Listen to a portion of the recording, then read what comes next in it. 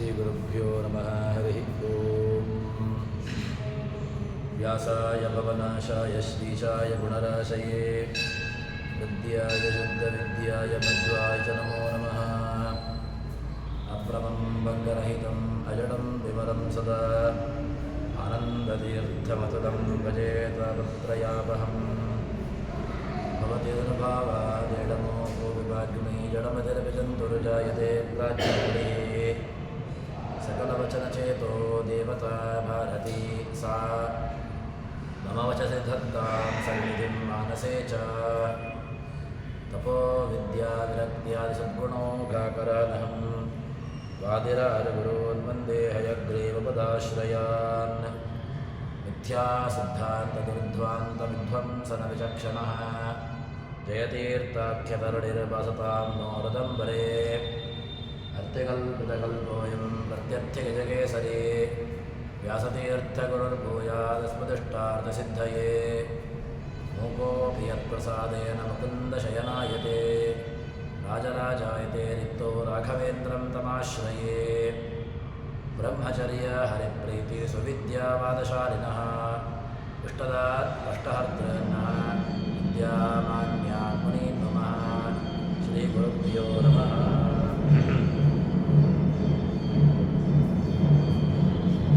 ಶ್ರುತಿಸ್ಮೃತಿ ಹರೇರಾಜ್ಞಾ ತಿಳಿಕೊಂಡು ಶ್ರುತಿಗಳು ಸ್ಮೃತಿಗಳು ಇದೆಲ್ಲವೂ ಕೂಡ ಭಗವದ್ ಆಜ್ಞೆ ಎಂಬುದಾಗಿ ಇದನ್ನು ಪರಿಪಾಲನೆ ಮಾಡಬೇಕು.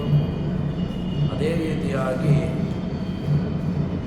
ಕರ್ಮಾಚರಣೆ ಸ್ವಹಿತ ಭಕ್ತಿಯ ಭಗವದ್ ಆರಾಧನೆಯೇವ ನಮೋ ಧರ್ಮ ಅಂತ ಎಂಬಂತಹ ಮಾತಿನಂತೆ ಸ್ವಹಿತವಾದಂತಹ ವೃತ್ತಿ ಅದರ ಜೊತೆಗೆ ಕರ್ಮಾಚರಣೆ ಎಂಬುದು ಮಾಡಲೇಬೇಕು.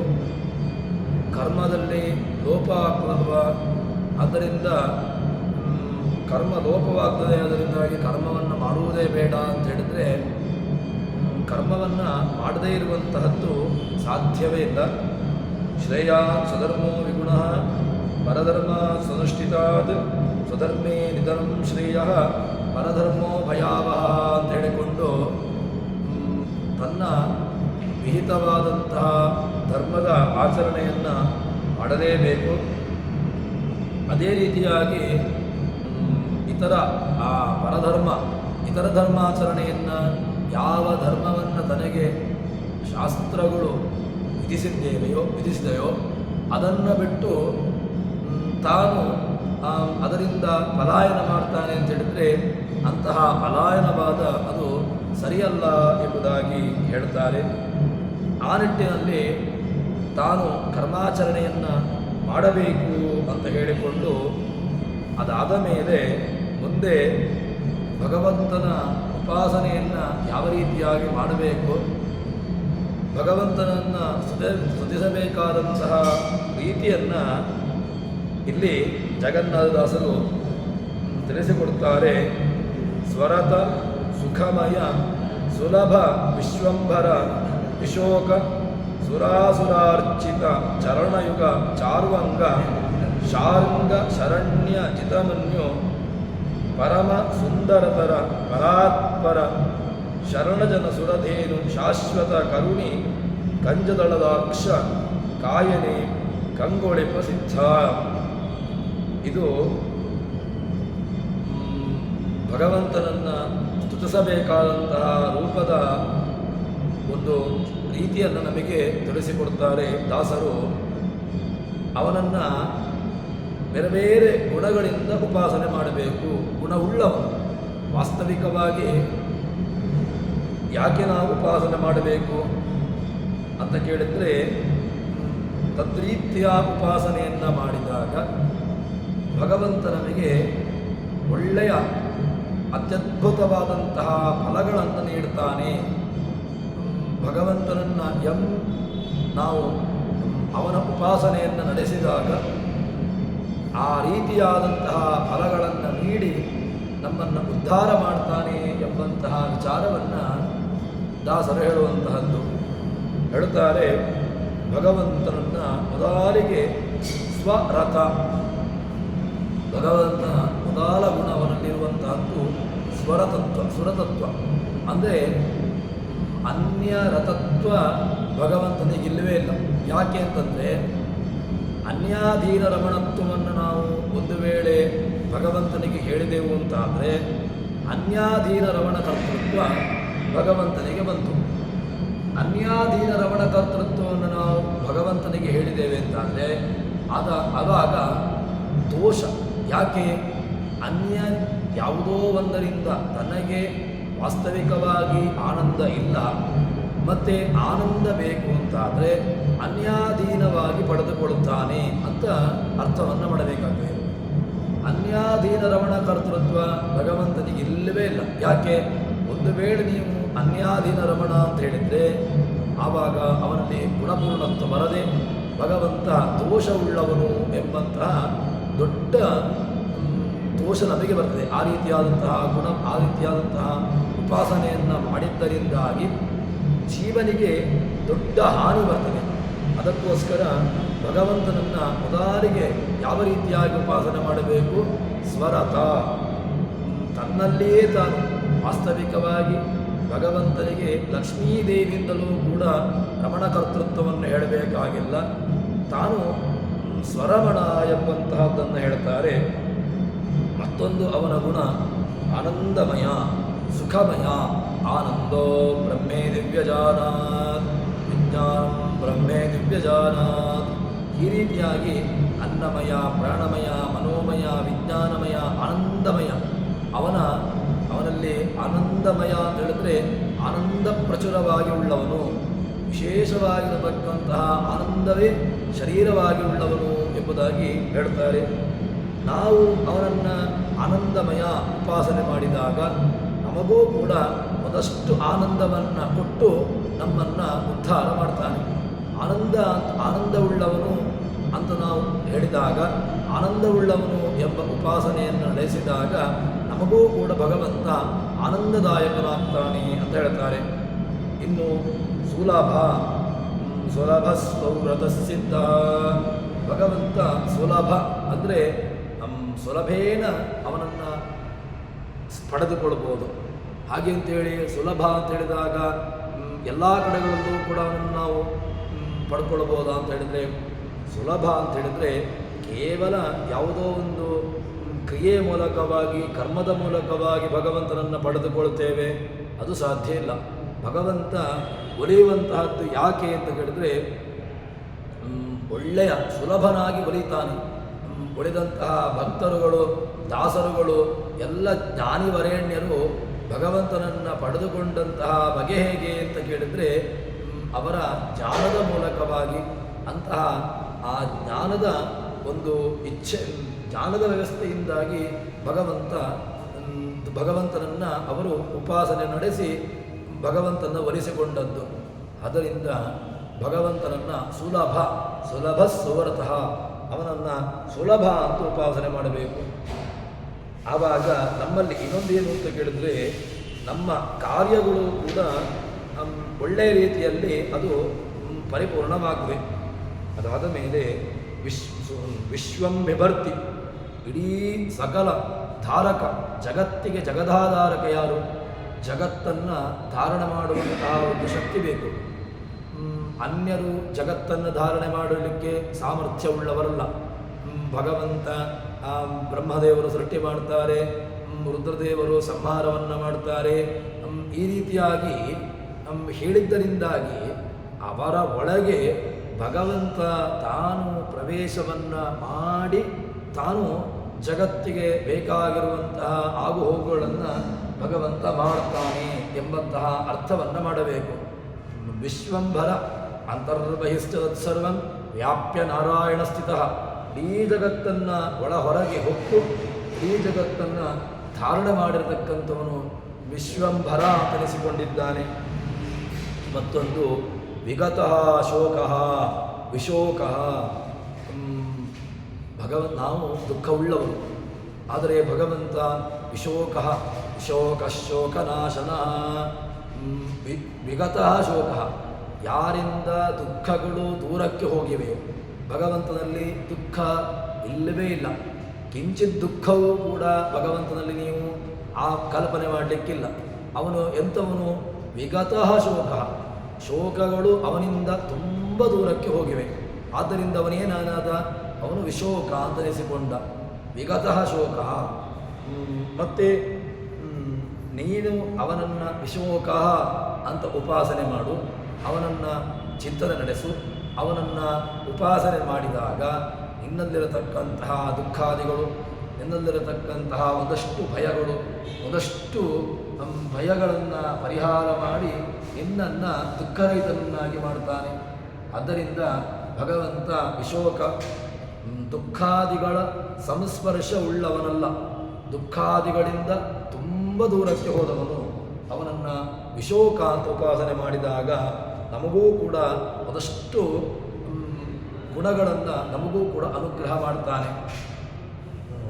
ಸುರಾಸುರ ಪೂಜಿತ ಅಮರಾಸುರ ಸಿದ್ಧವಂದ್ಯಂ. ಭಗವಂತ ಅಸುರ ಸಿದ್ಧವಂದ್ಯ, ಅಮರರಿಂದ, ದೇವತೆಗಳಿಂದ, ಅಸುರರಿಂದ, ಸಿದ್ಧರಿಂದ, ಸಾಧ್ಯರಿಂದ ಎಲ್ಲರಿಂದಲೂ ಕೂಡ ವಂದ್ಯ, ಸ್ತುತ್ಯ. ನಾರಾಯಣಾಯ ಪರಿಪೂರ್ಣ ಗುಣಾರ್ಣವಾಯ ಅಂತ ಹೇಳಿಕೊಂಡು ಅಮರಾಸುರ ಸಿದ್ಧವಂದ್ಯಂ. ಅವನು ಎಲ್ಲರಿಂದಲೂ ಕೂಡ ಸಿದ್ಧರು, ಸಾಧ್ಯರು, ಗಂಧರ್ವರು, ಯಕ್ಷರು, ಕಿನ್ನರರು ಎಲ್ಲರಿಂದಲೂ ಕೂಡ ಭಗವಂತ ವಂದ್ಯ, ಸ್ತುತ್ಯ.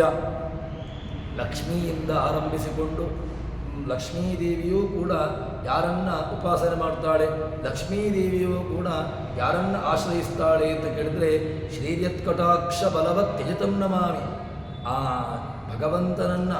ಭಗವಂತನ ಕಡೆಗಣ್ಣ ನೋಟ ಇವಳಿಗೆ ಎಲ್ಲ ರೀತಿಯಾದಂತಹ ಅನುಗ್ರಹಕ್ಕೆ ಕಾರಣವಾಗ್ತದೆ. ಹಾಗಿದ್ದರೆ ಭಗವಂತ ಏನಾಗಿದ್ದಾನೆ ಅಂತ ಕೇಳಿದರೆ ಅಮರಾಸುರ ಸಿದ್ಧವಂದ್ಯಂ ಅಂತ ಹೇಳಿಕೊಂಡು, ಸರಿ ನಾವು ಚರಣದ್ವಂದ್ವಗಳು ಇದೆ ಅವನಲ್ಲಿ, ಸರಿ ನಮಗೇನದರಿಂದ? ನಮಗೂ ಕೂಡ ಅವನಲ್ಲಿ ಶರಣಾಗತರಾಗಬೇಕು. ನಾವು ಅವನಲ್ಲಿ ಈ ಉಪಾಸನೆಗಳನ್ನು, ಇಂತಹ ಗುಣಗಳು ಇದೆ, ಇಂತಹ ಗುಣಗಳಿಗೆ ಆಶ್ರಯ ಎಂಬುದನ್ನು ನಾವು ತಿಳಿದುಕೊಂಡಾಗ, ಅದನ್ನು ಉಪಾಸನೆ ಮಾಡಿದಾಗ ನಮಗೆ ಭಗವಂತ ಅದನ್ನು ಕೊಡ್ತಾನೆ. ಚಾರು ಅಂಗ ಯಸ್ಯ ಅಂಗ ಚಾರು ಅಂಗ ಚಾರು ಸಹ ಚಾರು ಅಂಗ. ಭಗವಂತನ ಎಲ್ಲ ಅಂಗಗಳು ಕೂಡ ಚಾರು, ಕಣ್ಣು, ಮೂಗು ಇತ್ಯಾದಿ ಎಲ್ಲ ಅಂಗಗಳು ಕೂಡ ಚಾರು ಅಂಗ. ಅವನಲ್ಲಿ ಯಾವ ಅಂಗಗಳು ಕೂಡ ಅದು ದೋಷಪೂರಿತವಾದಂತಹದ್ದು ಅಥವಾ ಇನ್ನಿತರ ಸಹಜವಾಗಿರತಕ್ಕಂತಹ ದೋಷಗಳು. ನಾವು ಯೌವನಾವಸ್ಥೆಯಲ್ಲಿದ್ದಾಗ ನಮ್ಮಲ್ಲಿರತಕ್ಕಂತಹ ಸೌಂದರ್ಯ ಅಂದರೆ ಅಂಗಸೌಷ್ಠವತೆ ಚೆನ್ನಾಗಿರ್ತದೆ. ಎಲ್ಲವೂ ಕೂಡ ದೇಹದಲ್ಲಿ ಅಂಗಸೌಷ್ಠವವನ್ನು ನಾವು ಪಾಲನೆ ಮಾಡಿಕೊಳ್ಳುತ್ತೇವೆ. ಚೆನ್ನಾಗಿ ಕಾಣಿಸಿಕೊಳ್ಳಬೇಕು ಅಂತ ಹೇಳಿಕೊಂಡು ಅದಕ್ಕೆ ಬೇರೆ ಬೇರೆ ರೀತಿಯಾದಂತಹ ಒಂದಷ್ಟು ಸಾಮಗ್ರಿಗಳನ್ನು ನಾವು ತೋರಿಸಿಕೊಳ್ಳುವ ಮೂಲಕವಾಗಿ ನಮ್ಮ ಅಂಗಗಳ ಚಾರುತ್ವವನ್ನು, ಅಂದರೆ ನಮ್ಮಲ್ಲಿ ವಾಸ್ತವಿಕವಾಗಿ ಚಾರು ಗುಣ ಇಲ್ಲದಿದ್ದರೂ ಕೂಡ ಯಾವುದೋ ಒಂದು ಬಾಹ್ಯವಾದಂತಹ ಪದಾರ್ಥಗಳ ಮೂಲಕವಾಗಿ ನಮ್ಮಲ್ಲಿರತಕ್ಕಂತಹ ಅಂಗವನ್ನು ಚೆನ್ನಾಗಿ ಮಾಡಿಕೊಳ್ತೇವೆ. ಮುಖ ಚೆನ್ನಾಗಿ ಕಾಣಬೇಕು ಅಂತಾದರೆ ಮುಖಕ್ಕೆ ಇನ್ಯಾವುದೋ ದ್ರವ್ಯಗಳನ್ನು, ಕಣ್ಣು ಕಾಣಬೇಕು ಅಂತಾದರೆ ಅದಕ್ಕೊಂದಷ್ಟು ದ್ರವ್ಯಗಳನ್ನು, ಕಿವಿಗೆ ಅದಕ್ಕೊಂದಷ್ಟು ದ್ರವ್ಯಗಳನ್ನು, ಹೀಗೆ ನಮ್ಮ ಅಂಗಗಳು ಚೆನ್ನಾಗಿ ಕಾಣಬೇಕಾದರೆ ಯಾವುದೋ ಬಾಹ್ಯವಾದಂತಹ ಉಪಕರಣಗಳು ಬೇಕು. ಆದರೆ ಭಗವಂತ ಅವನು ಅತ್ಯದ್ಭುತವಾದಂತಹ ಅಂಗವುಳ್ಳವನು. ಅವನಿಗೆ ಯಾವುದೋ ಒಂದು ದೇಹವನ್ನು ಚೆನ್ನಾಗಿ ಕಾಣಬೇಕು ಅಂತಾದರೆ, ಯಾವುದೋ ಒಂದು ಒಳ್ಳೆಯ ಶರೀರಕ್ಕೆ ಕಾಣಬೇಕಾದಂತಹ ಒಳ್ಳೆಯ ಡ್ರೆಸ್ ಹಾಕಿಕೊಂಡಾಗ, ವಸ್ತ್ರಾದಿಗಳನ್ನು ಹಾಕಿಕೊಂಡಾಗ ಚೆನ್ನಾಗಿ ಕಾಣ್ತದ ಅಂತ ಕೇಳಿದರೆ ಅದೆಲ್ಲವೂ ಕೂಡ ಹೋಗುವಂತಹದ್ದು.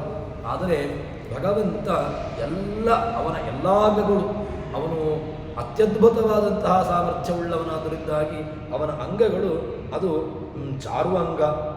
ಮತ್ತು ಅವನ ಧನಸ್ಸು ಶಾರಂಗಾದಿ ಧನಸ್ಸುಳ್ಳವನು. ಅವನ ದೊಡ್ಡ ಗುಣ ಶರಣಂ ಯಯೋ. ದೇವತೆಗಳು ಮೊದಲಿಗೆ ತಾವು ಹೋಗಿ ಪ್ರಾರ್ಥನೆಯನ್ನು ಮಾಡಿದಾಗ ಶರಣಾಗತಿ, ಯಾರನ್ನು ಶರಣಾಗತಿ ಹೊಂದುತ್ತಾರೆ, ನೇರವಾಗಿ ಅವರು ಶರಣಾಗತರಾಗುವುದು ಭಗವಂತನನ್ನೇ ಅನನ್ಯಥಾ ಶರಣಂ ನಾಸ್ತಿ ಅಂತ ಹೇಳಿಕೊಂಡು ಭಗವಂತ ಶರಣು ಯಾರು ತಾನೇ ಎಂಬುದಾಗಿ ಯಾರು ಬರ್ತಾರೆ ಅವರನ್ನು ರಕ್ಷಣೆ ಮಾಡ್ತಾನೆ. ದ್ರೌಪದಿ, ಕುಂತಿ ಇತ್ಯಾದಿಗಳನ್ನು, ವಾಲಿ, ಸುಗ್ರೀವಾದಿಗಳು ಇವರೆಲ್ಲರನ್ನೂ ಕೂಡ ಭಗವಂತ ಏನು ಮಾಡಿದ? ಶರಣಾಗತರಾದರು. ಅವರು ಬೇರೆ ಯಾರನ್ನೂ ಕೂಡ ಚಿಂತನೆ ಮಾಡಲಿಲ್ಲ. ಮತ್ತು ಅವರು ನೇರವಾಗಿ ತನಗೆ ಗತಿಯಿಲ್ಲ ಅಂತ ಹೇಳಿಕೊಂಡು ಭಗವಂತನನ್ನಿಗೆ ಶರಣು ಹೊಂದಿದರು. ಆವಾಗ ಭಗವಂತ ಅವರನ್ನು ಉದ್ಧಾರ ಮಾಡಿದ. ಆದ್ದರಿಂದ ಅವನ ಯೋಗ ಕ್ಷೇಮ ಯಾರು ತನ್ನವರು ಅಂತ ಇದ್ದಾರೆ ಅವರ ಯೋಗವನ್ನು, ಅವರ ಕ್ಷೇಮವನ್ನು ತಾನು ನೋಡಿಕೊಳ್ಳುತ್ತಾನೆ ಅಂತ ಹೇಳ್ತಾರೆ. ಇನ್ನು ಚಿತಮನ್ಯು, ಕ್ರೋಧಾದಿಗಳು ಅವನಿಲ್ಲವೇ ಇಲ್ಲ. ಕ್ರೋಧ ಎಂಬುದು ದೋಷ. ಭಗವಂತನಿಗೆ ಯಾವ ಕಾಲಕ್ಕೂ ಕೂಡ ಕ್ರೋಧ ಬರೋದೇ ಇಲ್ಲ. ಅಲ್ಲ, ದೈತ್ಯರನ್ನು ಸಂಹಾರ ಮಾಡಿದ್ದಾನೆ. ದೈತ್ಯರನ್ನು ಸಂಹಾರ ಮಾಡಬೇಕು ಅಂತಾದರೆ ಕ್ರೋಧಾದಿಗಳು ಉಂಟಲ್ವ, ಕ್ರೋಧಾದಿಗಳನ್ನು ತೋರಿಸಿಕೊಡ್ತಾನೆ. ಕ್ರೋಧ ಬಂದು ಒಂದಷ್ಟು ಸಂಹಾರಗಳನ್ನು ಮಾಡಿದ್ದಾನೆ. ಎಲ್ಲ ಸಂಹಾರಾದಿಗಳು ಕಂಡಿದೆ. ಹಾಗಿದ್ದರೆ ಭಗವಂತನಿಗೆ ಕ್ರೋಧಾದಿಗಳಿದೆ. ಕ್ರೋಧಾದಿಗಳು ಇರುವುದರಿಂದಾಗಿ ಭಗವಂತ ದೋಷಗ್ರಸ್ತ ಅಂತಾದರೆ ಇಲ್ಲ. ಭಗವಂತನಲ್ಲಿ ಯಾವ ಕಾಲಕ್ಕೂ ಕೂಡ ನೀವು ಕ್ರೋಧಾದಿಗಳನ್ನು ಕಲ್ಪನೆ ಮಾಡಬೇಡಿ. ಜಿತಮನ್ಯುರ್ಭಯಾಪಹ, ಅವನು ಜಿತಕ್ರೋಧ. ಜಿತಮನ್ಯು, ಯಾವುದೇ ಅರಿಷಡ್ವರ್ಗಗಳು ಅವನನ್ನು ಬಾಧಿಸುವುದಿಲ್ಲ. ಮತ್ತು ಬಂದಂತೆ ನಟನೆ ಮಾಡ್ತಾನೆ ಅಷ್ಟೇ ಹೊರತು ಹೊರಗಿನ ಬಾಹ್ಯ ನಿಮಿತ್ತವಾದಂತಹ ವೈಷಮ್ಯ, ನೈರ್ಘಣ್ಯ ಅಥವಾ ದೋಷಾದಿಗಳು ಅವನಲ್ಲಿ ಅದು ಸಣ್ಣ ಲವಲೇಶವೂ ಕೂಡ ಅವನಲ್ಲಿ ನೀವು ಕಲ್ಪನೆ ಮಾಡಬಾರ್ದು. ಚಿತಮನ್ಯು ಸರಿ, ಪರಮ ಸುಂದರತರ. ಇನ್ನು ಎಲ್ಲರನ್ನೂ ಪರಾತ್ಪರ ಶರಣಜನ ಸುರಧೇನು ಶಾಶ್ವತಿ. ಅವನು ಎಂಥವನು ಕೇಳಿದರೆ ಶಾಶ್ವತ. ಅವನು ಯಾವತ್ತೂ ಕೂಡ ಸರ್ವೇ ಅಜಸ್ಸರ್ವೇಶ್ವರಸಿದ್ಧ ಅಂತ ಹೇಳಿಕೊಂಡು ಹೇಳ್ತಾರೆ. ಶಾಶ್ವತ, ಅವನನ್ನು ಮುಖ್ಯವಾಗಿ ಶಾಶ್ವತೇಕ ಪ್ರಕಾರ ಯಾವತ್ತೂ ಕೂಡ ಒಂದೇ ರೀತಿಯಾಗಿದ್ದಾನೆ. ಅಂದರೆ ಹುಟ್ಟಿದಾಗ ನಮ್ಮಲ್ಲಿಯಾದರೂ ಕೂಡ ಶಾಶ್ವತೇಕ ಪ್ರಕಾರತ್ವ ಎಂಬಂತಹ ಧರ್ಮ ನಮ್ಮಲ್ಲಿಲ್ಲ. ಯಾಕೆ? ನಾವು ಎಲ್ಲ ಕಾಲದಲ್ಲೂ ಒಂದೇ ರೀತಿಯಾಗಿರಲಿಕ್ಕೆ ಸಾಧ್ಯವೇ ಇಲ್ಲ. ಶಾಶ್ವತೇಕ ಪ್ರಕಾರವಾಗಿರುವುದು ಅದು ಅವನು ಮಾತ್ರ. ನಮ್ಮಲ್ಲಿ ಯಾಕಿಲ್ಲ ಅಂತ ಕೇಳಿದ್ರೆ, ಹುಟ್ಟಿದಾಗ ಒಂದು ಇದ್ದೆವು, ಅದಾದ ಮೇಲೆ ಬಾಲ್ಯ, ಕೌಮಾರ, ಯೌವನ, ವಾರ್ಧಕ್ಯ ಇತ್ಯಾದಿ ಅವಸ್ಥೆಗಳು ನಮ್ಮಲ್ಲಿ ಬಾಧಿಸ್ತವೆ. ಒಂದು ಕಾಲದಲ್ಲಿ ನಾವು ಹುಟ್ಟಿದೆವು, ಬಾಲ್ಯ ಇತ್ತು, ಬಾಲ್ಯದಿಂದ ಕೌಮಾರ, ಕೌಮಾರದಿಂದ ಯೌವನ, ಯೌವನದಿಂದ ವಾರ್ಧಕ್ಯ, ಹೀಗೆ ಎಲ್ಲ ಗುಣಧರ್ಮಗಳು ನಮ್ಮಲ್ಲಿದೆ. ಎಲ್ಲ ಗುಣಧರ್ಮಗಳು ನಮ್ಮಲ್ಲಿ ಇರುವುದರಿಂದಾಗಿ ನಾವು ಶಾಶ್ವತೇಕ ಪ್ರಕಾರರಾಗಿ ಇಲ್ಲ. ಭಗವಂತ ಶಾಶ್ವತೇಕ ಪ್ರಕಾರ. ಅವನಲ್ಲಿ ಹುಟ್ಟುವಿಕೆಯೂ ಇಲ್ಲ, ಬೆಳೆಯುವಿಕೆಯೂ ಇಲ್ಲ, ಏನಿಲ್ಲ. ಅಲ್ಲ, ರಾಮ ಬೆಳೆದ, ಕೃಷ್ಣ ಬೆಳೆದ, ಮತ್ಸ್ಯಾದಿ ಅವತಾರಗಳಾಯಿತು, ಇಲ್ಲ ಉಂಟಲ್ವಾ ಅಂತ ಹೇಳಿದ್ರೆ ಅದಕ್ಕೆ ಅವನು ಅತಾಪ್ಯವರ್ತನ್ ಚತುರಾಕುಮಾರ ಪ್ರಪಸ್ಯಗೆ ಪುರುಷೋತ್ತಮಾದ್ಯ ನಿತ್ಯ ಪ್ರವೃದ್ಧಸ್ಯ ಚತಸ್ಯ ವೃದ್ಧಿ ಅಪೇಕ್ಷ್ಯ ಲೋಕಸ್ಯ ಹಿ ಮಂದದೃಷ್ಟಿಂ. ಭಗವಂತ ಬೆಳೆದ ಅಂತ ಹೇಳಿದ್ರೆ ಲೋಕಸ್ಯ ಮಂದದೃಷ್ಟಿಂ ಅನುಸೃತ್ಯ ಭಗವಂತ ವೃದ್ಧಿಂ ಅಗಚ್ಚತ್. ಭಗವಂತ ಬೆಳೆದ ಅಂತ ಹೇಳಿದ್ರೆ ಅವನು ಏನು ಬೆಳೆದ? ಲೋಕಸ್ಯ ಮಂದದೃಷ್ಟಿ. ನಮ್ಮಲ್ಲಿ ಪ್ರಯೋಗ ಇದೆ. ರಾಮ ಹುಟ್ಟಿದವನು ಬೆಳೆದವನು ಅಂತ ಹೇಳಿಕೊಂಡು ಈ ರೀತಿಯಾಗಿ ನಮ್ಮಲ್ಲಿ ನಾವು ಪ್ರಯೋಗವನ್ನು ಮಾಡ್ತೇವೆ. ಆದ್ದರಿಂದ ಮಂದದೃಷ್ಟಿ ಅನುಸೃತ್ಯ, ಲೋಕದ ಮಂದವಾದಂತಹ ಜನರ ಬುದ್ಧಿಯನ್ನು ಅನುಸರಿಸಿಕೊಂಡು ಭಗವಂತ ರಾಮದೇವರು ಬೆಳೆದರು, ಕೃಷ್ಣದೇವರು ಹುಟ್ಟಿದರು. ಈ ರೀತಿಯಾದಂತಹ ಪ್ರಯೋಗ ಅಷ್ಟೇ ಹೊರತು ವಾಸ್ತವಿಕವಾಗಿ ನಿತ್ಯ ಪ್ರವೃದ್ಧ ಭಗವಂತ ಯಾವತ್ತೂ ಕೂಡ ಬೆಳೆದಿರುವನು ಅಲ್ಲ. ವಾಮನ ಇದ್ದ, ತ್ರಿವಿಕ್ರಮನಾದ ವಾಮನ ಇದ್ದವನು, ಅವನಲ್ಲಿ ವಾಮನ ರೂಪನೂ ಇದೆ, ತ್ರಿವಿಕ್ರಮನ ರೂಪನೂ ಇದೆ, ಎಲ್ಲ ರೂಪಗಳೂ ಇದೆ. ಆದರೆ ಯಾವ ಯಾವ ಕಾಲಕ್ಕೆ ಯಾವ ಯಾವ ರೂಪಗಳು ಅಭಿವ್ಯಕ್ತವಾಗಬೇಕೋ ಆಯಾಯ ರೂಪಗಳನ್ನು ತಾನು ಅಭಿವ್ಯಕ್ತಿಗೊಳಿಸ್ತಾನೆ ಎಂಬುದನ್ನು ಅರ್ಥ ಮಾಡಿಕೊಳ್ಳಬೇಕು ಎಂಬುದನ್ನು ನಾವು ಚಿಂತನೆ ಮಾಡಬೇಕು. ಅದಕ್ಕೋಸ್ಕರ ಭಗವಂತ ಶಾಶ್ವತ ಕರುಣೆ, ಕರುಣಾಪೂರ್ಣ ವರಪ್ರದಚರಿತಂ ತಿಳಿಕೊಂಡು ಭಗವಂತ ಪರಮ ಕರುಣಾಳು. ಅವನಲ್ಲಿ ಕರುಣೆ ಎಂಬುದು ಅತ್ಯಂತ ದೊಡ್ಡದಾದಂತಹ ಗುಣ. ಶರಣಾಗತಿ ಅಂತ ಹೇಳಿದಾಗ ಯಾರು ಸರ್ವಾಧಿಕ್ಯ ಅಧಿಕ ಪ್ರೀತಿ ಅವನಲ್ಲಿರಬೇಕು, ಅಂಥವರಿಗೆ ಶರಣಾಗತಿ. ಅದರಿಂದ ತನ್ನನ್ನು ತಾನು ಅವನಿಗೆ ಅರ್ಪಿಸಿಕೊಳ್ಳಬೇಕು. ಹೀಗೆ ಇದ್ದವನು ಭಗವಂತ ಏನು ಮಾಡ್ತಾನೆ, ಅವನಿಗೆ ನೀನು ಅವನನ್ನು ಉದ್ಧಾರ ಮಾಡ್ತಾನೆ. ಹಾಗಿದ್ದರೆ ಭಗವಂತ ನಮಗೆ ಕಾಣಬೇಕು, ಭಗವಂತ ನಮಗೆ ಗೊತ್ತಾಗಬೇಕು ಅಂತಾದರೆ ಅದಕ್ಕಿರತಕ್ಕಂತಹ ಮಾರ್ಗ ಒಂದೇ ಒಂದು, ಅದು ಭಗವಂತನನ್ನು ಎಲ್ಲ ಗುಣವುಳ್ಳವನು, ಇಲ್ಲ ಗುಣ ವಿಶಿಷ್ಟನಾದವನು ಎಂಬುದನ್ನು ಉಪಾಸನೆ ಮಾಡುವುದು. ಅದಕ್ಕೆ ಎಲ್ಲ ಗುಣಗಳನ್ನು ಚಿಂತನೆ ಮಾಡಿದಾಗ ನಮಗೇನು ಮಾಡ್ತಾನೆ, ಆ ಎಲ್ಲ ಗುಣಗಳನ್ನು ಕೂಡ ನಮಗೆ ನಮ್ಮ ಯೋಗ್ಯತಾನುಸಾರವಾಗಿ ನಮಗೆ ಕೊಡ್ತಾನೆ. ಸರ್ವೋತ್ತಮತ್ವ ವಿಜ್ಞಾನ ಪೂರ್ವಂ ತತ್ರ ಮನಸ್ಸದ ಸರ್ವಾಧಿಕ ಪ್ರೇಮಯುಕ್ತಂ ಸರ್ವಸ್ಯಾತ್ರ ಸಮರ್ಪಣಂ ಅಖಂಡ ತ್ರಿವಿಧಾ ಪೂಜಾ ತದ್ರತ್ತೀವ ಸ್ವಭಾವತಃ ರಕ್ಷತೀತ್ಯೇ ವಿಶ್ವಾಸಃ ತದೀಯೋಹಮಿತಿ ಸ್ಮೃತಃ ಶರಣಾಗತಿರೇಷಾಸ್ಯ ವಿಷ್ಣೋ ಮೋಕ್ಷಫಲಪ್ರದ ರಕ್ಷತೀತ್ಯೇ ವಿಶ್ವಾಸಃ ತದೀಯೋಹಂ ಇತಿ ಸ್ಮೃತಃ. ಭಗವಂತನ ದೊಡ್ಡದಾದಂತಹ ಒಂದು ಗುಣ ಏನು ಕೇಳಿದ್ರೆ ರಕ್ಷತೀತ್ಯೇ ವಿಶ್ವಾಸ ತದೀಯೋಹಂ ಇತಿ ಸ್ಮೃತಃ. ನಾನು ಯಾರವನು, ನಾನು ಯಾರಿಗೆ ಸಂಬಂಧಪಟ್ಟವನು, ರಕ್ಷತೀತ್ಯೇ ವಿಶ್ವಾಸ, ಭಗವಂತ ರಕ್ಷಣೆ ಮಾಡ್ತಾನೆ. ಸರಿ, ಮತ್ತೆ ನನ್ನನ್ನು ರಕ್ಷಣೆ ಮಾಡತಕ್ಕಂಥವನು ಅಂತ ಕೇಳಿದರೆ ನಾನು ಅವನಿಗೆ ಸಂಬಂಧಪಟ್ಟವನು. ತದೀಯೋಹಂ ಅಹಂ ಇತಿ ಸ್ಮೃತಃ. ಇದನ್ನು ಗಟ್ಟಿಯಾಗಿ ಯೋಚನೆ ಮಾಡಬೇಕು.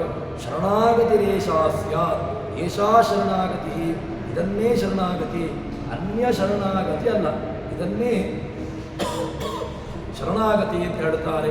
ಈ ರೀತಿಯಾದಂತಹ ಶರಣಾಗತಿ ಇತ್ತು ಅಂತಾದರೆ ಆವಾಗ ಭಗವಂತ ನಮಗೆ ಬೇಕಾಗಿರತಕ್ಕಂತಹ ಅನುಗ್ರಹವನ್ನು ಮಾಡ್ತಾನೆ ಎಂಬುದಾಗಿ ಹೇಳ್ತಾರೆ. ಈ ಸ್ಮರಣೆ, ಈ ಚಿಂತನೆ ಇದೆಲ್ಲವನ್ನೂ ಕೂಡ ಮಾಡಿಕೊಳ್ಳುವ ಮೂಲಕವಾಗಿ ನಾವು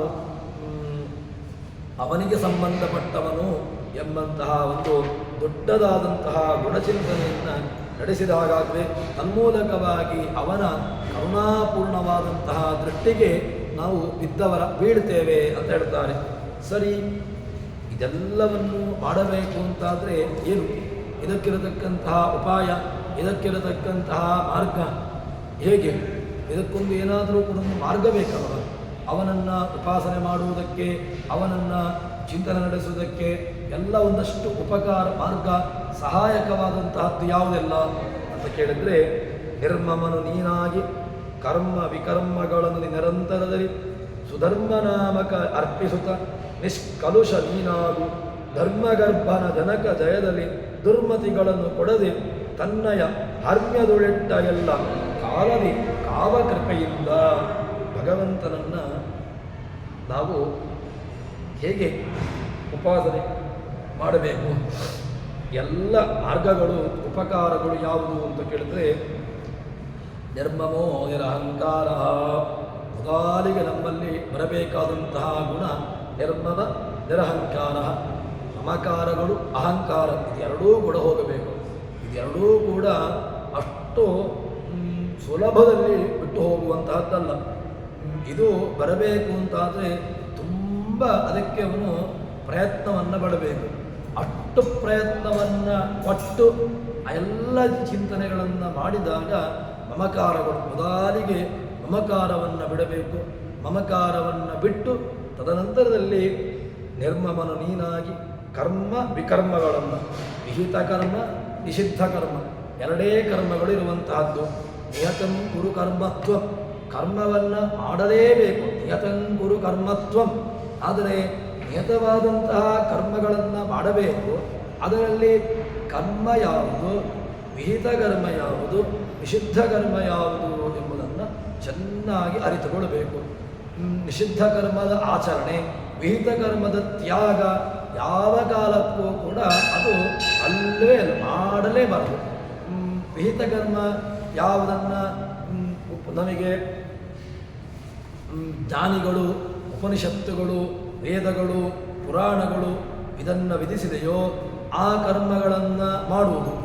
ಯಾವುದನ್ನು ನಿಷೇಧ ಮಾಡಿದ್ದಾರೆ, ಸರ್ವೇ ವಿಧಿ ನಿಷೇಧಾಸ್ಯು ತಿಳಿಕೊಂಡು ಆಚಾರ್ಯರು ಹೇಳುವಂತೆ ವಿಧಿಯನ್ನು ಅರಿತುಕೊಳ್ಳಬೇಕು. ಅರಿತುಕೊಳ್ಳುವುದು ಮಾತ್ರವಲ್ಲದೆ ವಿಧಿಯನ್ನು ಮಾಡಬೇಕು. ಏತತ್ ಕುರು ಅಂತ ಯಾವುದನ್ನು ನಮಗೆ ವಿಧಾನ ಮಾಡಿದ್ದಾರೆ ಅಂತಹ ಕರ್ಮಗಳನ್ನು ಮಾಡದೇ ಇರಬಾರದು, ಮಾಡಲೇಬೇಕು. ಇನ್ನು ನಿಷೇಧ ಕರ್ಮಗಳ ಮದಷ್ಟು ಕರ್ಮಗಳನ್ನು ಮಾಡಬಾರದು. ಮಾಹಿಂಸ್ಯ ಸರ್ವಭೂತಾನಿ, ಮಾಹಿಂಸ್ಯ ಸರ್ವಭೂತಾನಿ ಮಾಹಿಂಸ್ಯ, ಯಾವ ಭೂತಗಳನ್ನು ಕೂಡ ಹಿಂಸೆ ಮಾಡಬೇಡ ಅಂತ ಹೇಳಿಕೊಂಡು ವಿಧಾನ ಮಾಡಿದ್ದಾರೆ. ಅಂತಹ ಕರ್ಮಗಳನ್ನು ಮಾಡಬಾರ್ದು. ಹೀಗೆ ವಿಹಿತ ಕರ್ಮ, ನಿಷಿದ್ಧ ಕರ್ಮ ಈ ಎರಡೂ ಕರ್ಮಗಳನ್ನು ಚೆನ್ನಾಗಿ ಆಲೋಚನೆ, ಯಾವುದು ಮಾಡಬೇಕು ಅಂತಾಯಿತು, ಯಾವುದು ಮಾಡಬಾರದು, ಈ ಮಾಡುವಿಕೆ ಮಾಡಬಾರದು, ಈ ಎರಡು ಕರ್ಮಗಳ ಸರಿಯಾದಂತಹ ಜ್ಞಾನ, ಸರಿ ಕರ್ಮಗಳ ಜ್ಞಾನ ಅದು ಏನಾಯಿತು, ಅದರಿಂದ ಕರ್ಮಗಳನ್ನು ನಿರಂತರದಲ್ಲಿ ಕರ್ಮವನ್ನು ಮಾಡಿದಂತಹ ಕರ್ಮವನ್ನು ಯಾರಿಗರ್ಪಿಸಬೇಕು? ಕರ್ಮವನ್ನು ಮಾಡಬೇಕು. ಕರ್ಮಣೈವ ಸಂಸಿದ್ಧಿ ಆಸಿತ ಜನಕಾದಯ, ಕರ್ಮಗಳನ್ನು ಮಾಡಿಕೊಂಡೇ ಅವರು ಜನಕಾದಿಗಳು ಮಾಡಿದ್ದಾರೆ. ಆದರೆ ಬೌದ್ಧವ್ಯಂಚ ವಿಕರ್ಮಣ, ವಿಕರ್ಮ ಯಾವುದು ಕರ್ಮ ಯಾವುದು ಎಂಬುದನ್ನು ಅರಿತುಕೊಳ್ಳಬೇಕು. ಗಹನ ಕರ್ಮಣೋಗತಿ, ಕರ್ಮದ ನಡೆ ತುಂಬ ಅದು ಆಳ, ಅದನ್ನು ಅಷ್ಟು ಸುಲಭದಲ್ಲಿ ಅರಿತುಕೊಳ್ಳಲಿಕ್ಕೆ ಸಾಧ್ಯವೇ ಇಲ್ಲ. ಹಾಗಿದ್ದರೆ ಕರ್ಮವನ್ನು ಮಾಡಬೇಕು, ನಿಷೇಧ ಕರ್ಮವನ್ನು ಮಾಡಬಾರ್ದು. ಮತ್ತು ಈ ಕರ್ಮ ಯಾವುದು ವಿಕರ್ಮ ಯಾವುದು ಅಂತ ತಿಳಿದುಕೊಳ್ಳಬೇಕು. ಸರಿ, ಕರ್ಮವನ್ನು ಮಾಡಿದ ಮೇಲೆ ಕರ್ಮದ ಫಲದಲ್ಲಿ ಆಸಕ್ತಿಯನ್ನು ಹೊಂದಬಾರ್ದು. ಅದಾದ ಮೇಲೆ ಆ ಕರ್ಮವನ್ನು ಅವನಿಗೆ ಅದನ್ನು ಅರ್ಪಣೆ ಮಾಡಬೇಕು, ಅದನ್ನು ಅವನಿಗೇ ಅರ್ಪಿಸಬೇಕು. ಹಾಗಿದ್ದರೆ ಕರ್ಮವನ್ನು ಮಾಡಿದ ಅಂತಾಯಿತು. ಕರ್ಮವನ್ನು ಮಾಡಿದ ಮೇಲೆ ಆ ಎಲ್ಲ ಕರ್ಮಗಳನ್ನು ಅವನಿಗೆ ಅರ್ಪಣೆ ಮಾಡಬೇಕು. ಸರಿ, ಕರ್ಮವನ್ನು ಅರ್ಪಣೆ ಮಾಡಿದ ಮೇಲೆ ಸುಧರ್ಮ ಭಗವಂತನಿಗೆ ಹೆಸರು ಏನು ಕೇಳಿದರೆ ಅವನು ಧರ್ಮಕೃತ್ ಧರ್ಮಕೃತ್, ಧರ್ಮವನ್ನು ಮಾಡಿದವನು ಅಂದರೆ ಧರ್ಮವನ್ನು ಮಾಡಿ ಈ ಮಾರ್ಗವನ್ನು ಅನುಸರಣೆ ಮಾಡಬೇಕು ಅಂತ ಹೇಳಿಕೊಂಡು ತೋರಿಸಿಕೊಟ್ಟವನು, ಆ ಧರ್ಮದ ಮಾರ್ಗವನ್ನು ನಮಗೆ ಹಾಕಿಕೊಟ್ಟವನು. ವೇದ, ಉಪನಿಷತ್ತು, ಪುರಾಣ ಇತ್ಯಾದಿಗಳ ಒಂದಷ್ಟು ನಿಯಮಗಳ ಮೂಲಕವಾಗಿ ಧರ್ಮದ ಮಾರ್ಗವನ್ನು ತೋರಿಸಿಕೊಟ್ಟವನು. ಸರಿ, ಧರ್ಮಕೃತಿ, ಅವನು ಅದನ್ನು ಅವನಿಗೆ ಅರ್ಪಣೆ ಮಾಡಬೇಕು. ಅರ್ಪಣೆ ಮಾಡಿ ನಿಷ್ಕಲುಷ, ಈ ಒಳಗಿನ ಅಂತಃಕರಣ ಅದು ಮೊದಲಿಗೆ ತೊಳಿಬೇಕು. ಕಲುಷ ಮನಸ್ಸಿನಲ್ಲಿರುವಂತಹದ್ದು. ಅಂತಹ ಕಲುಷ ಸಂಬಂಧಿ ನಮಗೆ ಮನಸ್ಸು ಮೊದಲಿಗೆ ಅದು ಕಲುಷವಾಗುವಂತಹದ್ದು. ಯಾವುದೋ ಬೇಡವಾದಂತಹ ವಿಚಾರಗಳಿಂದಾಗಿ ಈ ಮನಸ್ಸು ಏನಾಗಿದೆ ಕೇಳಿದರೆ ಅದು ಕೆಟ್ಟದ ಒಂದು ಇದರಲ್ಲಿ ತುಂಬಿಸಿಕೊಂಡು, ನಾವು ಎಲ್ಲವನ್ನೂ ಕೂಡ ತುಂಬಿಸಿಕೊಳ್ಳುವುದು ಎಲ್ಲಿ ಕೇಳಿದರೆ ನಮ್ಮ ಮನಸ್ಸಿಗೆ. ಕೆಟ್ಟದ್ದನ್ನು ಒಳ್ಳೆಯದನ್ನು ಅದನ್ನು ನೇರವಾಗಿ ಹೋಗಿ ಹಾಕುವುದೆಲ್ಲಿ ಕೇಳಿದರೆ ಆ ಮನಸ್ಸಿಗೆ. ಅದಕ್ಕೋಸ್ಕರವಾಗಿ ತಾನು ನಿಷ್ಕಲ್ಮಶನಾಗಬೇಕು. ಸರಿ, ನಿಷ್ಕಲ್ಮಶನಾಗಿ ಧರ್ಮಗರ್ಭ ಯಾರು ಹಿರಣ್ಯಗರ್ಭವನ್ನು ತನ್ನ ಹಿರಣ್ಯನಾಭನನ್ನು ಮೊದಲಿಗೆ ಹೊಟ್ಟೆಯಲ್ಲಿಟ್ಟುಕೊಂಡವನು. ಅಂತಹ ಆ ಹಿರಣ್ಯಗರ್ಭನನ್ನು ಬ್ರಹ್ಮನನ್ನು ಹೊಟ್ಟೆಯಲ್ಲಿಟ್ಟು ಅವನನ್ನು ಪಾಲನೆ ಮಾಡಿರತಕ್ಕಂಥವನು. ವೇದಾದಿಗಳನ್ನು ಮೊದಲಿಗೆ ಉಪದೇಶ ಮಾಡುವ ಮೂಲಕವಾಗಿ ಅವನು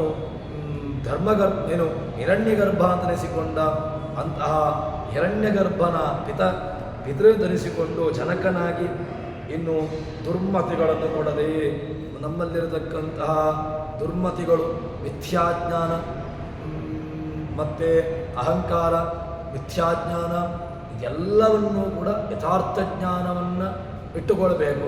ಮಿಥ್ಯಾಭೂತವಾದಂತಹ ಜ್ಞಾನವನ್ನು ತೊಡೆದು ಹಾಕಬೇಕು. ಮಿಥ್ಯಾಭೂತವಾದಂತಹ ಜ್ಞಾನಗಳು ಬೇಕಾದಷ್ಟಿದೆ. ಅಹಂ ಬ್ರಹ್ಮಾಸ್ಮಿ ಅಥವಾ ಸಾಮ್ಯಜ್ಞಾನ ಇತ್ಯಾದಿ ಎಲ್ಲವುಗಳು ಕೂಡ ಇದು ಮಿಥ್ಯಾಭೂತವಾದಂತಹ ಜ್ಞಾನ. ಈ ಮಿಥ್ಯಾಭೂತವಾದಂತಹ ಜ್ಞಾನವನ್ನು ಬಿಟ್ಟು ಬಿಡಬೇಕು. ಮಿಥ್ಯಾಭೂತವಾದಂತಹ ಜ್ಞಾನಕ್ಕೆ ಯಾವತ್ತೂ ಕೂಡ ತಾನು ಮರುಳಾಗಬಾರದು. ಅಂತಹ ದುರ್ಮತಿಗಳನ್ನು, ಆ ದುರ್ಮತಿಗಳೇನಿದೆ ಆ ಎಲ್ಲ ಕೆಟ್ಟ ಮತಿಗಳನ್ನು ದೂರಗೊಳಿಸಿ ತಾನು ಶುದ್ಧನಾಗಬೇಕು. ಅಂತಹ ಶುದ್ಧನಾದ ಮೇಲೆ ಅಂತಹ ಶುದ್ಧವಾದಂತಹ ಮನಸ್ಸು ಹಾಗಿದ್ದರೆ ಅಂತಃಕರಣ ಶುದ್ಧಿಯಾಗಬೇಕು. ಅಂತಃಕರಣ ಶುದ್ಧಿಯಾಗಬೇಕು ಅಂತಾದರೆ ಅದಕ್ಕೆ ಯುಕ್ತಾಯುಕ್ತ ವಿವೇಕ ಬೇಕು. ಯುಕ್ತಾಯುಕ್ತ ವಿವೇಕವನ್ನು ಯಥಾರ್ಥವಾಗಿ ಅರ್ಥೈಸಿಕೊಂಡು ಧರ್ಮಗಳನ್ನು ಅಧರ್ಮಗಳನ್ನು, ಅದರಲ್ಲಿ ಯಾವುದು ಧರ್ಮ ಯಾವುದು ಅಧರ್ಮ ಎಂಬುದನ್ನು ಅರಿತುಕೊಳ್ಳಬೇಕು. ಆ ಧರ್ಮಗಳನ್ನು ತಿಳಿದುಕೊಂಡು ಯಾವುದು ಮಾಡಬೇಕು ಯಾವುದು ಮಾಡಬಾರದು ಎಂಬುದನ್ನು ತಿಳ್ಕೊಳ್ಬೇಕು.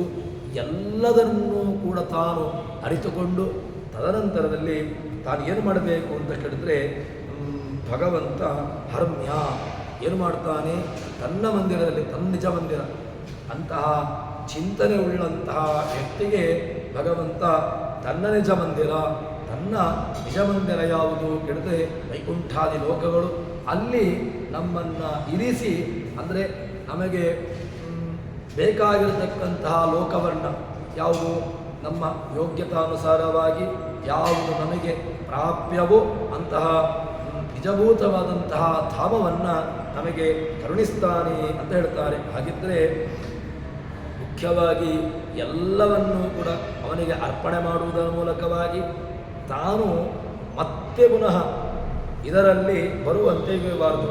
ಅನಾವೃತ್ತಿ ಶಬ್ದಾತ್ ಮತ್ತೆ ಯಾವತ್ತೂ ಕೂಡ ಈ ಕಡೆಗೆ ಬರದೇ ಇರುವಂತೆ. ಯಾವ ಕಡೆಗೆ? ಮತ್ತೆ ಪುನಃ ಈ ಲೋಕದ ಕಡೆಗೆ ಅಂತ ಹೇಳಿದ್ರೆ ಮತ್ತೆ ಪುನಃ ಈ ಸಂಸಾರದ ಜಂಜಾಟಕ್ಕೆ ಬರದೇ ಇರತಕ್ಕಂತಹ ರೀತಿಯಲ್ಲಿ ತಾನು ಹೋಗಬೇಕು. ಅನಾವೃತ್ತಿ ಶಾಶ್ವತವಾದಂತಹ ಲೋಕ ಯಾವುದು? ಶಾಶ್ವತ, ಅದು ಒಂದೇ ಲೆಕ್ಕ ಇರತಕ್ಕಂತಹದ್ದು ಅಂತ ಹೇಳಿದ್ರೆ ಅದು ಅವನ ಲೋಕ. ಅವನ ಲೋಕಕ್ಕೆ ಯಾವ ಕಾಲಕ್ಕೂ ಕೂಡ ನಾಶ ಎಂಬುದು ಇಲ್ಲವೇ ಇಲ್ಲ. ಉಳಿದಂತಹ ಲೋಕವಾದರೂ ಕೂಡ ಅದು ನಾಶವಾಗ್ತದೆ ಅಥವಾ ಅದಷ್ಟು ದೋಷಾದಿಗಳನ್ನು ಅಲ್ಲಿ ಹೇಳ್ಬೋದು. ಆದರೆ ಅವನಲ್ಲಿ ಆಗುವಾಗ ಅದರಲ್ಲಿ ಯಾವ ರೀತಿಯಾಗಿರತಂತಹ ದೋಷಗಳು ಅದು ಇಲ್ಲವೇ ಇಲ್ಲ ಅಂತ ಹೇಳ್ತಾರೆ.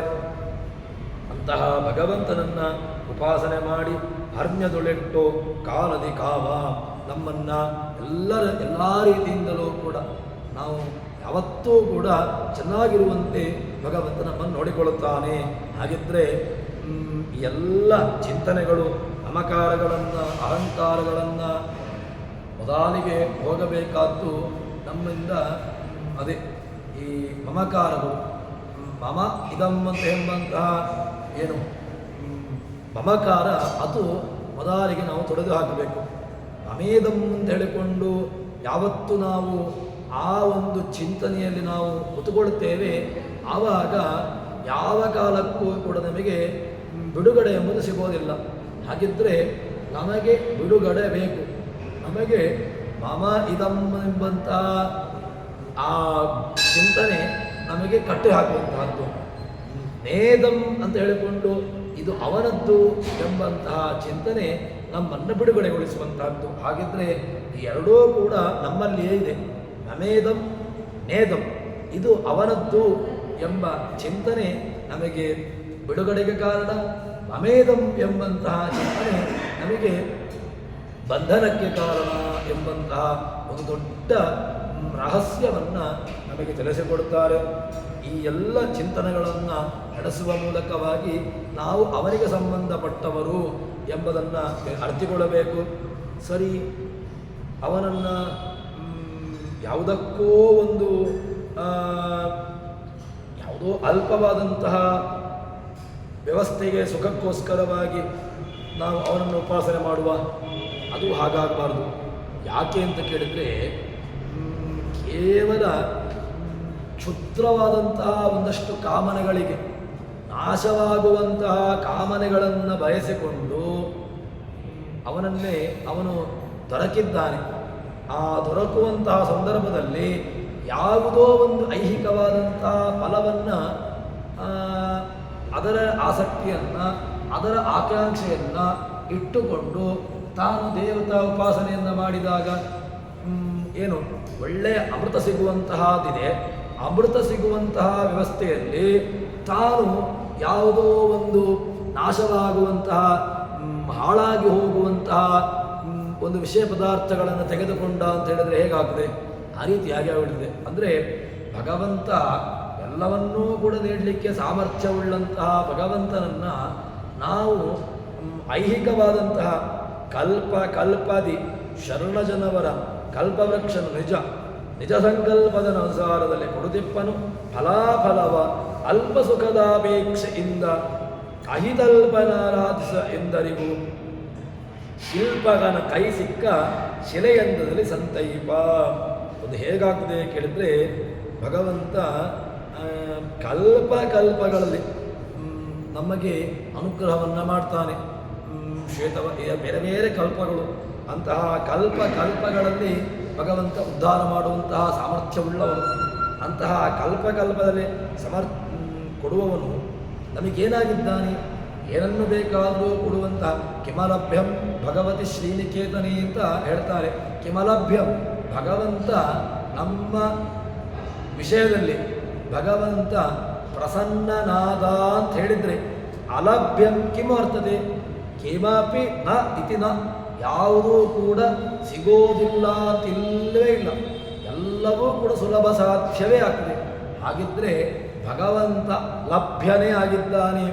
ಆ ಲಭ್ಯನಾದಂತಹ ಭಗವಂತನಲ್ಲಿ ಯಾವುದೋ ಒಂದು ಕ್ಷುದ್ರವಾದಂತಹ, ಯಾವುದೋ ಒಂದು ಪ್ರಯೋಜನಕ್ಕೆ ಬಾರದೇ ಇರತಕ್ಕಂತಹದ್ದನ್ನು ಕೇಳಿದಾಗ ಅದು ಯಾವತ್ತೂ ಕೂಡ ನಮಗೆ ಸಹಕಾರಿ ಆಗೋದಿಲ್ಲ. ಹಾಗಿದ್ದರೆ ಭಗವಂತ ಕೇಳಿದ್ದನ್ನು ಕೊಡುವಂತಹ ಸಾಮರ್ಥ್ಯವುಳ್ಳವನು. ರಾಯರು ಏನು ಬೇಕಾದರೂ ಕೊಡುವಂತಹ ಸಾಮರ್ಥ್ಯವುಳ್ಳವರು. ಯಾವುದೋ ಒಂದು ಮನೆಯನ್ನು ಅಥವಾ ಹೆಂಡತಿಯನ್ನು ಅಥವಾ ಯಾವುದಿಲ್ವೋ ಅದನ್ನು ಕೇಳಿಕೊಂಡಾಗ ಅದು ಅಷ್ಟೇ ಆಯಿತು. ಹಾಗಿದ್ದರೆ ನಾವು ಏನನ್ನು ಕೇಳಬೇಕು, ವಾಸ್ತವವಾಗಿ ಏನನ್ನು ಕೇಳಬೇಕಾದ್ದು ಕೇಳಿದ್ರೆ ಆಚಾರ್ಯರ ಗ್ರಂಥಾಧ್ಯಯನ ಮಾಡುವಂತಹ ಜ್ಞಾನ, ಅಂತಹ ವಿಶಿಷ್ಟವಾದದನ್ನು ಕೇಳುವಂತಹದ್ದಲ್ಲಿ ನಾವು ಅಮೃತವನ್ನು ಕೇಳುವಂತಹ ವ್ಯವಸ್ಥೆಯಲ್ಲಿ ಯಾವುದೋ ಒಂದು ಪ್ರಯೋಜನಕ್ಕೆ ಬಾರದೇ ಇರೋದನ್ನು ಕೇಳಿಕೊಂಡಾಗ ಹೇಗಾಗ್ತದೆ? ಅಷ್ಟು ಆಗತ್ತೆ. ಅದಕ್ಕೋಸ್ಕರ ಭಗವಂತನಲ್ಲಿ ಕೇಳಬೇಕು. ಭಗವಂತ ನಮಗೆ ಕೊಡ್ತಾನೆ ಅಂತಾದರೆ ಅವನಲ್ಲಿ ಕೇಳಬೇಕಾದ್ದು ಯಾವುದು ಅಂತ ಕೇಳಿದ್ರೆ, ಪೂರ್ಣವಾದಂತಹ ಭಗವಂತ ಏನನ್ನು ಬೇಕಾದರೂ ಕೊಡುವಂಥವನು. ಅವನಲ್ಲಿ ಕೇಳುವಾಗ ಯಾವುದೋ ಕೆಲವರಿಗೆ ಸತ್ಫಲವನ್ನು ಕೊಡ್ತಾನೆ, ಇನ್ನು ಕೆಲವರಿಗೆ ದುಷ್ಫಲ. ಅವರವರ ಯೋಗ್ಯತಾನುಸಾರವಾಗಿ ಫಲವನ್ನು ಕೊಡ್ತಾನೆ. ಸತ್ಕರ್ಮವನ್ನು ಮಾಡಿದಾಗ ಸತ್ಫಲ, ದುಷ್ಕರ್ಮವನ್ನು ಮಾಡಿದ ಅಂತ ಹೇಳಿದರೆ ದುಷ್ಟವಾದಂತಹ ಫಲ. ರಾವಣ ಕುಂಭಕರ್ಣಾದಿಗಳಿಗೆ ಯಾಕೆ ಅವರ ಯೋಗ್ಯತೆ ಏನಿತ್ತು ಅದಕ್ಕೆ ಅನುಸರಿಸಿಕೊಂಡು ಭಗವಂತ ಫಲವನ್ನು ಕೊಟ್ಟದ್ದು. ಸರಿ, ಹಾಗಿದ್ದರೆ ಫಲವನ್ನು ತಿನ್ನುವಂತಹ ಯೋಗ ಅವರಿಗೆ ಅದೇ ಇದ್ದದ್ದು. ವಾಲಿಯ ಸುಗ್ರೀವರಿಗೆ ಭಗವಂತ ಕೊಟ್ಟ, ಏನು ಕೊಟ್ಟದ್ದು? ಅವನ ಯೋಗ್ಯತಾನುಸಾರವಾಗಿ ಏನು ಪಡ್ಕೊಳ್ಬೇಕಿತ್ತು ಕೊಟ್ಟ. ಹಾಗಿದ್ದರೆ ಸತ್ಫಲವನ್ನು ದುಷ್ಫಲವನ್ನು ಕೊಡುವಂತಹದ್ದು ಅವನೇ. ಅವನನ್ನು ಅವರವರ ಚಿಂತನೆ, ಅವರವರ ಯೋಗ್ಯತಾನುಸಾರವಾಗಿ ಕೊಡ್ತಾನೆ. ಸರಿ, ಕೊಡುವಂತಹ ಭಗವಂತನನ್ನು ನಾವು ಏನು ಮಾಡಬೇಕು? ಯಾವುದೋ ಅಲ್ಪ ಸುಖದ, ಯಾವುದೋ ಒಂದು ಸಣ್ಣವಾದಂತಹ ಪ್ರಯೋಜನಕ್ಕೆ ಬಾರದೇ ಇರತಕ್ಕಂತಹದ್ದನ್ನು ಮಹತ್ತರವಾದಂತಹ ರಾಜ ಇದ್ದಾನೆ, ಏನನ್ನು ಬೇಕಾದರೂ ಕೇಳಿದರೆ ಕೊಡುವಂತಹ ಸಾಮರ್ಥ್ಯವುಳ್ಳವನು. ಅಂತಹ ರಾಜನ ಬಳಿಗೆ ಹೋಗಿ ಒಂದು 100 ರೂಪಾಯಿ ಕೊಡಿ ಅಂತ ಹೇಳಿದರೆ ಏನಾಯಿತು? ಹೀಗೆ ನಮ್ಮ ವ್ಯವಸ್ಥೆ ಆಯಿತು, ಚಿಂತನೆ ಸ್ಥಿತಿ ಆಯಿತು. ಹಾಗಿದ್ದರೆ ಭಗವಂತನಲ್ಲಿ ಕೇಳುವಂತಹ ಒಂದು ಏನು ಕೇಳಬೇಕು? ಯಾವುದೋ ಒಂದು ಕ್ಷುದ್ರವಾದದನ್ನು ಕೇಳುವುದಕ್ಕಿಂತ ಮಹತ್ತರವಾದಂತಹ ಅವನ ಜ್ಞಾನ, ಅದನ್ನು ಕೇಳಿದಾಗ ಅದಕ್ಕೆ ಒಂದು ಅರ್ಥ ಉಂಟು. ಹಾಗೆ ಅವನನ್ನು ಅಲ್ಪ ಸುಖದ ಅಪೇಕ್ಷೆ, ಯಾವುದೋ ಒಂದು ಅಲ್ಪವಾದಂತಹ ಸುಖ, ಪ್ರಯೋಜನಕ್ಕೆ ಬಾರದೇ ಇರತಕ್ಕಂತಹ ಸುಖ, ಅಂತಹ ಪ್ರಯೋಜನಕ್ಕೆ ಬಾರದೇ ಇರತಕ್ಕಂತಹ ಸುಖವನ್ನು ಅರಸಿಕೊಂಡು ನೀನು ದೇವರನ್ನು ಕೇಳಿದೆ ಅಂತಾದರೆ, ದೇವತಾ ಉಪಾಸನೆಯನ್ನು ಮಾಡಿದೆ ಅಂತ ಹೇಳಿದ್ರೆ, ಅದು ಅಮೃತವನ್ನು ಕೈಯಲ್ಲಿ ಹಿಡಿದುಕೊಂಡು ಯಾವುದೋ ಒಂದು ಪ್ರಯೋಜನಕ್ಕೆ ಬಾರದೇ ಇರತಕ್ಕಂಥದ್ದನ್ನು ಸ್ವೀಕಾರ ಮಾಡಿದಂತಹ ಒಂದು ದೋಷ ಏನು ಆ ರೀತಿಯಾಗಿ ನೀನು ಆಗ್ತೀಯಾ ಅಂತ ಹೇಳ್ತಾರೆ. ಹಾಗಿದ್ದರೆ ನಾವು ಅವನನ್ನು ಆರಾಧನೆ ಮಾಡುವಾಗ, ಅವನ ಉಪಾಸನೆಯನ್ನು ಮಾಡುವಾಗ ಯಾವುದೋ ಒಂದು ಪ್ರಯೋಜನಕ್ಕೆ ಬಾರದೇ ಇರತಕ್ಕಂತಹ ಸುಖವನ್ನು ಅಪೇಕ್ಷೆ ಇಟ್ಟುಕೊಂಡು ಅವನ ಉಪಾಸನೆಯನ್ನು ಮಾಡಬಾರ್ದು. ಹಾಗಿದ್ದರೆ ಏನು ಮಾಡ್ತಾನೆ? ಶಿಲ್ಪಿಯ ಕೈಗೆ ಸಿಕ್ಕ ಶಿಲೆ ಅದು ಏನಾಗಿದೆ ಕೇಳಿದ್ರೆ ವಿಗ್ರಹವನ್ನಾಗಿ ಮಾಡ್ತಾನೆ. ಹಾಗಿದ್ದರೆ ಉದ್ಧಾರ. ಒಳ್ಳೆಯ ಒಬ್ಬ ಶಿಲ್ಪಿ, ಅವನ ಕೈಗೆ ಒಂದು ಒಳ್ಳೆಯ ಕಲ್ಲು ಸಿಕ್ಕಿತು. ಅಂತಹ ಕಲ್ಲನ್ನು ಏನು ಮಾಡ್ತಾನೆ ಅಂತ ಕೇಳಿದ್ರೆ, ಅದನ್ನು ಅದಷ್ಟು ವ್ಯರ್ಥವಾದಂತಹ ಪ್ರಯೋಜನಕ್ಕೆ ಬಾರದೇ ಇರತಕ್ಕಂತಹದನ್ನು ಕೆತ್ತಿ ಅದನ್ನು ಏನು ಮಾಡ್ತಾನೆ? ಒಳ್ಳೆಯ ಒಂದು ಮೂರ್ತಿಯನ್ನಾಗಿ ಪರಿಣಾಮ ಮಾಡ್ತಾನೆ. ಅದೇ ರೀತಿಯಾಗಿ ಭಗವಂತ ನಮ್ಮಲ್ಲಿಯೂ ಕೂಡ ಅನಪೇಕ್ಷಿತವಾದಂತಹ ಅನಾದಿ ಕಾಲದಿಂದ ಮೆತ್ತಿಕೊಂಡಿರತಕ್ಕಂತಹ ಲಿಂಗದೇಹ, ಅನಿರುದ್ಧ ದೇಹ, ಅನಾದಿ ಕಾಲದಿಂದ ಬಂದಿರತಕ್ಕಂತಹ ಏನು ದೇಹಗಳಿದೆ, ಒಳಗಿನಿಂದ ಇರುವಂತಹ ದೇಹಗಳನ್ನು ಭಗವಂತ ಆ ಲಿಂಗದೇಹಾದಿಗಳನ್ನು ಭಂಗ ಮಾಡಿ ತನ್ನ ನೈಜವಾದಂತಹ ಸ್ವರೂಪ ದೇಹ, ಜೀವನ ಸ್ವರೂಪಭೂತವಾದಂತಹ ದೇಹವನ್ನು ಅವನು ಕೊಡ್ತಾನೆ. ಅಂತಹ ಸ್ವರೂಪ ದೇಹವನ್ನು ಅಭಿವ್ಯಕ್ತಿಗೊಳಿಸಿ ಉದ್ಧಾರವನ್ನು ಮಾಡ್ತಾನೆ ಅಂತ ಹೇಳ್ತಾರೆ. ಆದರೆ ಯಾವುದನ್ನು ನಾವು ಕ್ಷುದ್ರವಾದಂತಹ ಕಾಲಾತೀತನಾದಂತಹ ಭಗವಂತ ಅಂತಹ ಕ್ಷುದ್ರ ಕಾಮನೆಗೆ ಯಾವುದೋ ಒಂದು ಪ್ರಯೋಜನಕ್ಕೆ ಬಾರದೇ ಇರತಕ್ಕಂತಹ ಸುಖಕ್ಕೋಸ್ಕರವಾಗಿ ಎಲ್ಲವೂ ಇದೆ. ರಾಜನ ಬಳಿಗೆ ಹೋಗಿ ಏನು ಕೇಳಬೇಕಿತ್ತು? ರಾಜನ ಬಳಿಯಲ್ಲಿ ಕೇಳಲಿಕ್ಕೆ ಹೋದಾಗ ನನಗೊಂದು 100 ರೂಪಾಯಿ ಸಾಕು ಅಂತ ಹೇಳಿದ್ರೆ, ತನ್ನ ವಾಸ್ತವಿಕವಾಗಿ ತನಗೆ ಬೇಕಿತ್ತು, ಸಂಪತ್ತು ಬೇಕಿದ್ದಂಥವನು ರಾಜನ ಬಳಿಗೆ ಹೋದಾಗ ಯಾವುದೋ ಒಂದಷ್ಟು ಸಂಪತ್ತನ್ನು ಕೇಳಿದಾಗ ಹೇಗಾಗದು, ಅದೇ ರೀತಿಯಾಗಿ ನಾವು ದೇವರು ಉಪಾಸನೆ ಸಿಗ್ತಾನೆ ಅಂತ ಹೇಳಿದರೆ ಯಾವುದೋ ಒಂದು ಕ್ಷುದ್ರವಾದಂತಹ ಬೇಡಿಕೆಗಳನ್ನು, ಕ್ಷುದ್ರವಾದಂತಹ ಕಾಮನೆಗಳನ್ನು ಕೇಳುವುದನ್ನು ಬಿಟ್ಟು ಭಗವಂತನ ವಿಚಾರಗಳು, ಯಥಾರ್ಥವಾದಂತಹ ಜ್ಞಾನವನ್ನು ಕೇಳುವಂತೆ ಆಗಬೇಕು ಎಂಬಂತಹ ಒಂದು ಚಿಂತನೆಯನ್ನು ನಮಗೆ ದಾಸರು ತೋರಿಸಿಕೊಡುವಂತಹದ್ದು. ಆದ್ದರಿಂದ ಈ ಉಪಾಸನೆಗಳು ಇದೆಲ್ಲವೂ ಕೂಡ ನಮಗೆ ಯಾವುದಕ್ಕೆ ಪೂರಕವಾಗಿದೆ ಅಂತ ಕೇಳಿದರೆ, ಈ ಭಗವಂತನನ್ನು ಪಡೆದುಕೊಳ್ಳಲಿಕ್ಕೆ ಅಥವಾ ಭಗವಂತನನ್ನು ತಿಳಿದುಕೊಳ್ಳುವುದಕ್ಕೆ ಸಹಕಾರಿಯಾಗುವಂತಹದ್ದು ಎಂಬಂತಹ ಒಂದು ಚಿಂತನೆಯನ್ನು ನಮಗೆ ದಾಸರು ಕೊಡುವಂತಹದ್ದು. ಆದ್ದರಿಂದ ಅಂತಹ ಚಿಂತನೆಗಳು ನಮ್ಮ ನಡೆಯುವಂತಾಗಲಿ ಅಂತ ಹೇಳುವಲ್ಲಿ ಹರಿಪ್ರಿಯತಾ ಶ್ರೀಕೃಷ್ಣ.